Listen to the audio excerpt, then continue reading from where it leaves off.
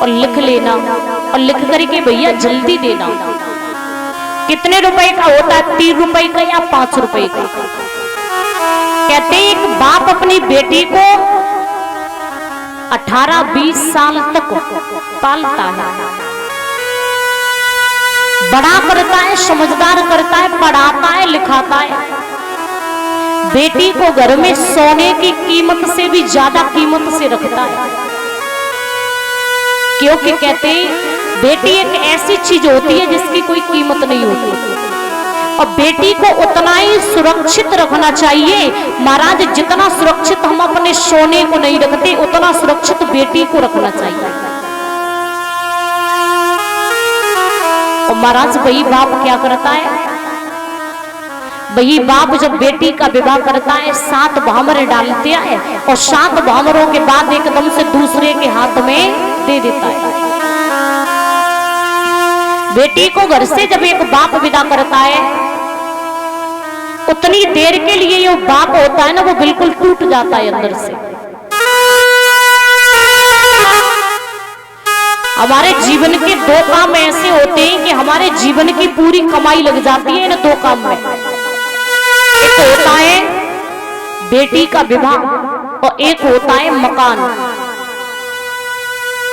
आदमी जब मकान बनाता है तो महाराज याद रखना, आदमी इंसान जब मकान बनाएगा तो उस मकान में पूरी जीवन की कमाई लग जाती है, तब एक सुंदर सा मकान बन करके तैयार हो पाता है।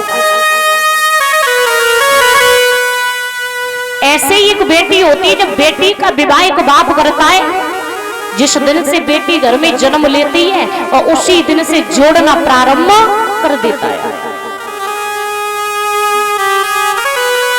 बेटी जब थोड़ी बड़ी होती है तो बाप को और माँ को घर में चिंता बढ़ जाती है कि घर में बेटी सयानी हो रही है। एक एक पैसा जोड़ के बाप जब बेटी का विवाह करता है, और बेटी का विवाह करता है तो क्या कहता है, 2-4 लाख रुपए यदि कर्ज हो जाएगा कोई बात नहीं, पटा दूंगा, लेकिन मेरी बेटी अच्छे घर में पहुंच जाए।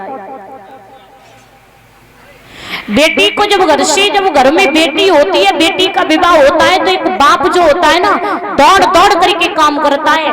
लकड़ी फाड़ेगा, लकड़ी लेकर के आएगा, सामान लेकर के आएगा, निमंत्रण भी पटाएगा, सब कुछ करेगा, पूरे घर को सजा देगा, घर का रंग रोगन हर चीज, घर में सब लोगों के लिए कपड़े, पैरों की चप्पल, जेवरात, हर चीज होती है। अंत में जब देखा जाता है, महाराज बेटी को जब आशीर्वाद लेने के लिए जब जाता है ना बाप देने के लिए, तो महाराज अंत में एक बाप के ही पास में कपड़े नहीं होते, बल्कि सबके पास में नए कपड़े होते हैं।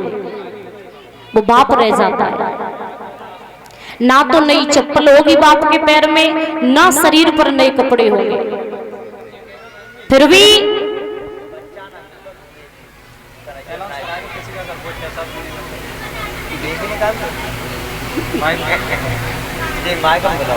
नहीं, माइक में बोलना सही नहीं है। ये है तो सामने ये बैठा है किसी का, पकड़ लिया, बिटिया बना दो, अभी पीछे बिटिया बनी।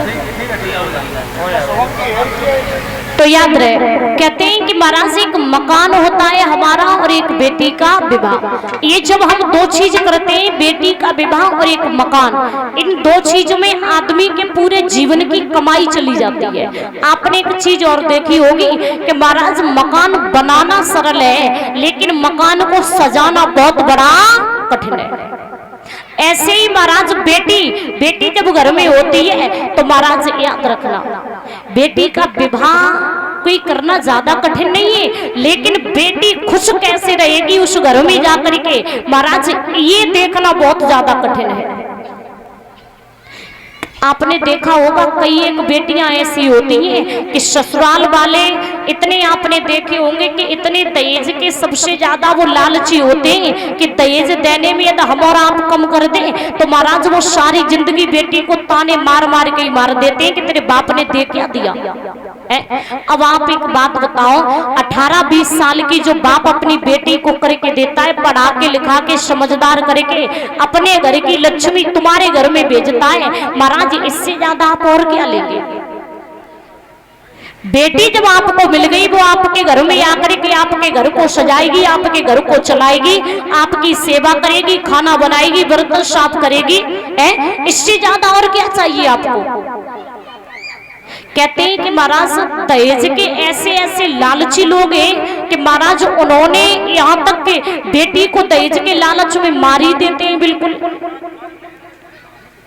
अरे कम से कम ये तो सोचना चाहिए कि ये आज मेरे घर में दूसरे की बेटी आई है तो कल को मेरी भी तो बेटी दूसरे के घर में जानी है। सुखदेव जी कहते हैं कि हे राजन